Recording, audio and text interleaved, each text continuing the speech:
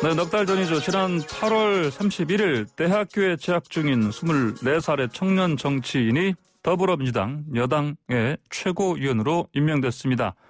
바로 박성민 최고위원인데요. 자, 최고위원이니까 당 지도부 일원이죠. 더불어민주당이 부동산 문제 해결 방안을 마련하기 위해서 발족한 미래주거 추진단에도 참여하고 있는데요. 청년 대표이자 여당 소속 정치인으로서 당당한 목소리를 내고 있는 더불어민주당 박성민 최고위원과 자세한 얘기 나눠보겠습니다. 박 최고위원 안녕하십니까? 네, 안녕하세요. 네, 저 먼저 이제 넉 달 되셨는데 올 한 해 마무리하시면서 최고위원으로 활동했던 지난 넉 달 소감부터 좀 말씀해 주십시오. 굉장히 중요한 시기에 좀 막중한 직책을 맡아서 활동을 할 수 있었던 시간이었던 것 같습니다. 그래서 저 나름대로 되게 고민도 많았던 시기였고 또 여러모로 모든 사람들이 또 힘들었던 시기였던 것 같기도 한데 올 한 해 동안 최고위원으로 활동하면서 그래도 청년들의 목소리를 좀 내는데 주력하려고 노력했고 그런 부분들을 또 좋게 봐주시는 분들도 있었던 것 같아서 또 감사한 마음도 있는 것 같습니다. 예, 이 시간이란 게 어떻게 사느냐에 따라서 어떻게 활동했느냐에 따라서 이게 감이 다르지 않습니까? 넉 달 어땠습니까? 많이 길었습니까? 짧았습니까? 하루하루는 길다고 생각했는데 돌아보니 굉장히 시간이 빨리 갔던 것 같습니다. 아, 그러세요.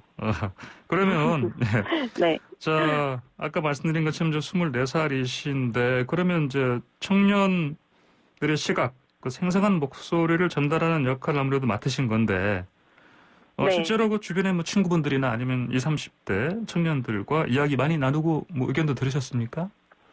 예, 사실은 무턱대고 정치 이야기를 꺼내면 제 친구들은 좀 기피하는 경향이 있어가지고 아무래도 청년 관련해서 저도 이제 고민이 있고 할 때 좀 직관적인 좀 느낌 같은 거를 많이 물어보는 것 같습니다. 예를 들면 이런 정책을 이제 정부가 하려고 하는데 이렇게 하면서 대략적인 설명을 좀 해주고 이런 정책이 있다고 하면 어떤 느낌이 드냐, 이제 기대가 되냐, 혹은 이런 부분이 좀 이해가 되냐 이런 얘기를 좀 많이 물어보는 것 같았고 제가 그런 식으로 이제 그런 직관적인 느낌들이 사실 굉장히 정확합니다. 그게 사실은 국민의 눈높이라고 저는 생각을 하는데 이제 그런 부분들에서 친구들한테 아이디어를 많이 얻기도 했었고 이제 그냥 친구들 그러니까 지인이 아니어도 2030 청년들이랑은 제가 단장을 맡고 있는 청년 TF에서 이제 매주 목요일마다 간담회를 부채라든지 주거라든지 이런 것들을 주제로 이제 진행을 했었는데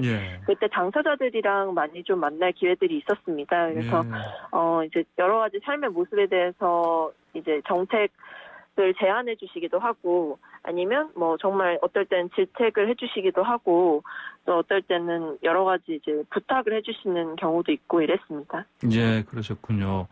자, 아무래도 이제 이 청년들 사회에 진출한 나이고 그런데 심지어는 코로나19 오기 전까지만 해도 심지어 헬조선이니 이런 얘기가 나올 정도로 여러 가지로 힘든 삶을 맞이하는 그런 시간대 아니었겠습니까? 그래서 특히나 그 경제적인 문제 또 이제 사회 진출하고 나면 또 결혼도 하고 이런 상황에서 특히 부동산 관련해서 관심이 많지 않던가요? 어떻습니까?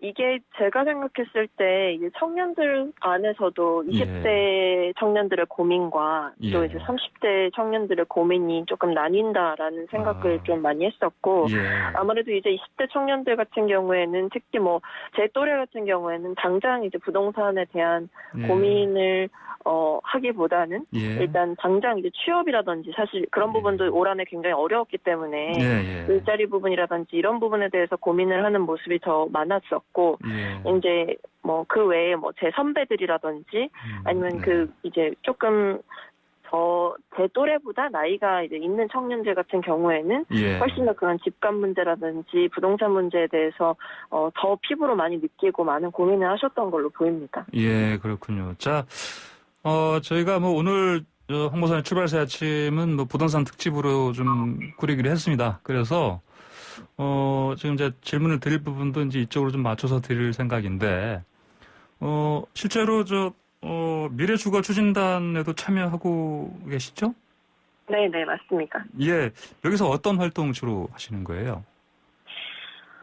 일단은 저희가 지금 그 미래주거 추진단은 뭐 이제 발족 배경부터 조금 말씀을 드리면 이제 사실 지금까지 주거 정책과 관련해서 얘기가 많이 나왔던 것이 이제 공급과 수요에 대한 양적인 접근이 좀 거의 전부였던 것 같습니다. 특히 주거의 개념에 대해서도 그렇고 정책을 펴내는 이제 정책 제안자들의 입장에서 정책 집행자들의 입장에서 봤을 때도 주택을 얼마나 뭐 양적으로 많이 공급하는 것이 중요한가 이런 부분이 이런 부분에만 맞춰서 고민을 했던 것 같은데 사실 지금까지 이제 급격한 고령화라든지 이런 현실들이 급변하는 현실이 있었고 이런 주거 수요의 변화라든지 주거 형태의 다양화라든지 이런 부분들이 사실 정치권이 파악하는 속도보다 훨씬 빠르게 일어나고 있었다.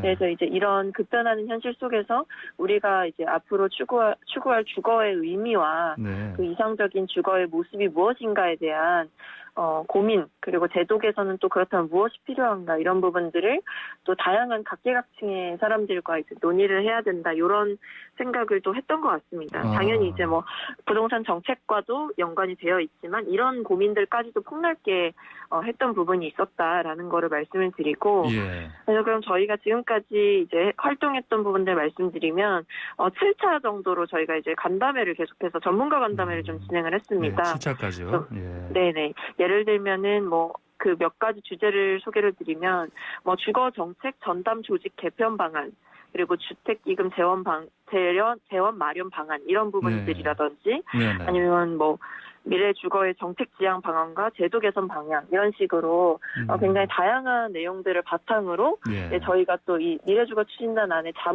자문위원분들이 좀 많이 계세요. 뭐 교수라든지 뭐 정부 정책을 뭐 펴는 분이라든지 아니면 뭐 따로 이제 센터를 만들어서 연구를 하시는 분이라든지 이런 식으로 이제 다양한 그 풀을 저희가 구축을 해놓고 있기 때문에 사실은 이제 전문가 집단으로부터 혹은 주거 정책에 대해서 계속해서 활동해왔던 분들 이런 부분들을 좀 청취할 수 있는 그 풀이 마련되어 있어서 그 부분을 좀 활용을 했던 것 같고요. 그래서 지금 사실 저희가 원래 이렇게 7차 간담회를 하는 거 외에도 거의 한 주에 한 2번 정도는 현장 일정이 계속해서 계획이 되어 있었습니다. 현장 일정이요?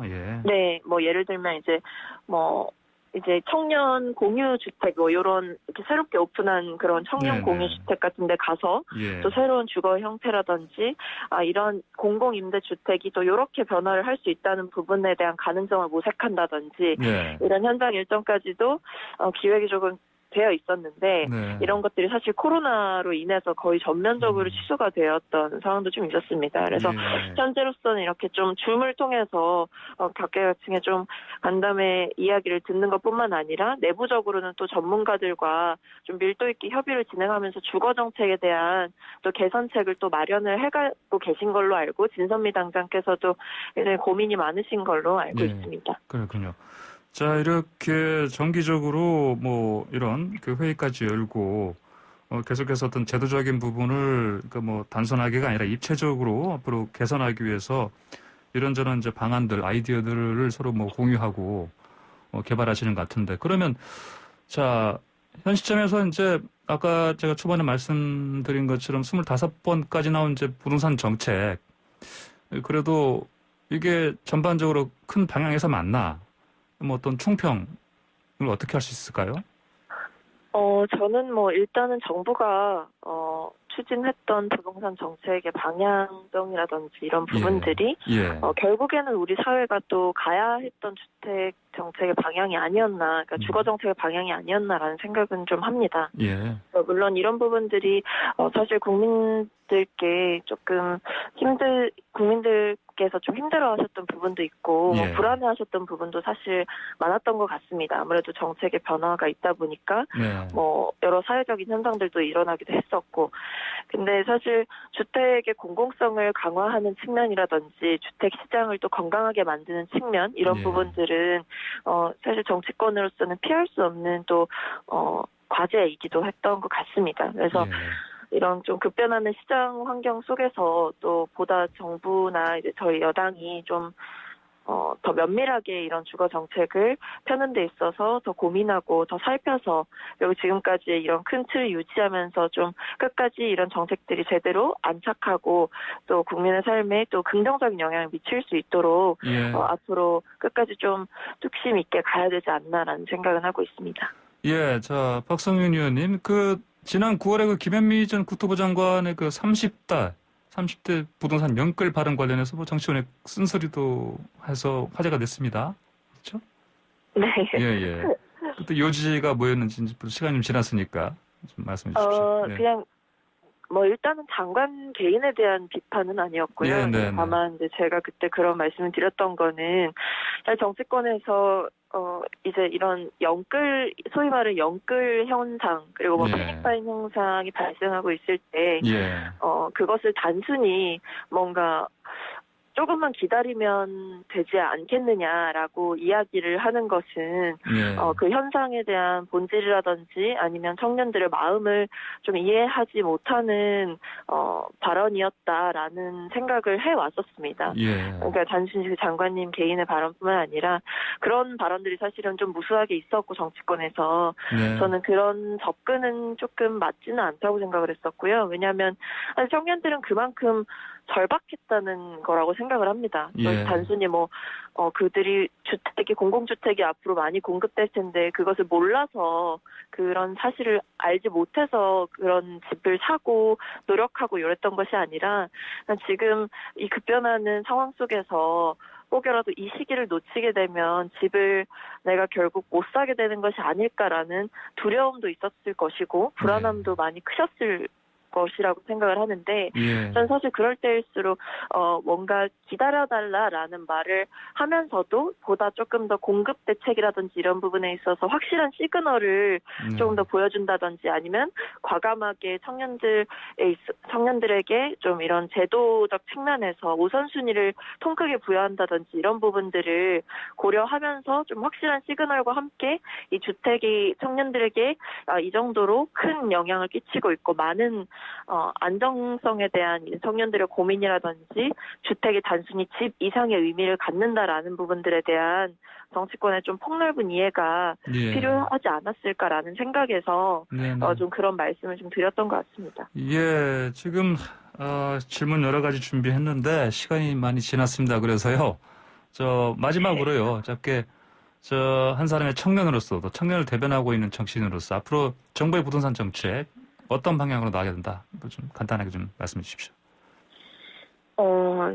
사실 이 부동산 정책이라는 것이 부동산 정책이라는 딱딱한 말을 벗어나서 보면 결국 우리가 먹고 일하고 살아가는 거라는 이 삶의 본질적인 부분 중에 하나와 크게 맞닿아 있는 것 아니겠습니까? 그래서 결국 내가 사는 것, 내가 발을 딛고 살아가는 것, 혹은 내가 지친 몸을 누일 수 있는 그 공간이라는 점에서 이 주거 정책이라는 것이 청년들에게 좀 안정감을 줄 수 있는 정책이어야 하고 또 개인의 격차가 개인 간의 격차가 점점 더 벌어지고 있는 이 사회에서 그 사는 곳에서만큼은 그래도 두터운 안전망을 우리 사회가 제공해야 되지 않나라고 생각을 합니다. 그래서 실질적으로는 아무래도 주택의 공공성을 강화하는 측면, 큰 틀에서 봤을 때는 주택 문제에 대해서 공공의 역할과 책임을 강화하는 측면으로 제도적인 개편이라든지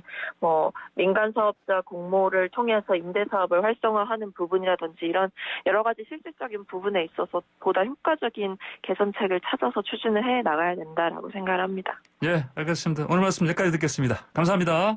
네, 감사합니다. 네, 지금까지 더불어민주당 박성민 최고위원이었습니다.